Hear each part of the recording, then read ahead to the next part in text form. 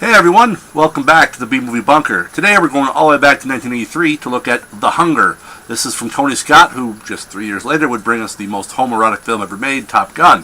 What we have is the story of Miriam. She is an Egyptian, basically vampire. She's been alive a long time. Played wonderfully by Catherine Deneuve. She brings out that the whole seductiveness, the passion, the loneliness, and the sadness of the character as well. She does a fantastic job of it.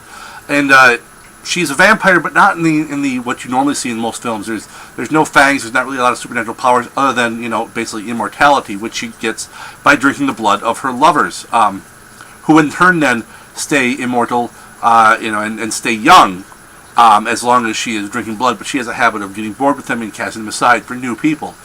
We have David Bowie, who plays one of the former lovers.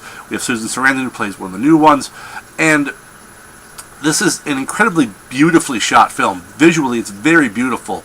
It really sets a great mood and tone, and it gets across as I said, the loneliness and the sadness of the main character Miriam, as well as her possessiveness. She's very possessive of her current and post lovers, and while she does dispose of them, she cares for them in her own kind of, I guess now, very twisted way. From having so much time spent where much of her humanity is no longer there. Humanity is no longer there.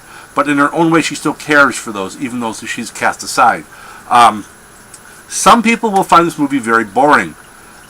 If you do not like story and basically stuff that's not going to be, this is not going to be your traditional vampire flick. There's not going to be, hunters popping up trying to kill people. There's not going to be, people turning into wolves and bats and, guys climbing up walls. None of that's going to happen in this. This is not that type of movie. This is more artsy vampire. On a scale of 1 to 10, it is dated, a sign of its time. It's kind of like a David Bowie music video with vampires, but in the way that you would expect David Bowie to be a vampire, where it's kind of everything with David Bowie is different than how things normally are, and that's how this is. It's different from any normal vampire movie that you will have seen before. It's different from the traditional vampire stories that you've read and you've come to know.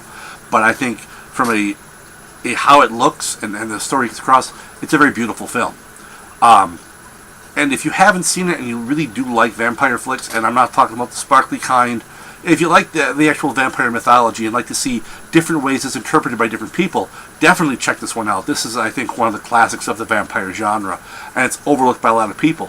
But like I said, it also is somewhat dated. It definitely was a movie from the 80s. So that's all I have for this one. Till next time, everyone stay safe out there in the wasteland.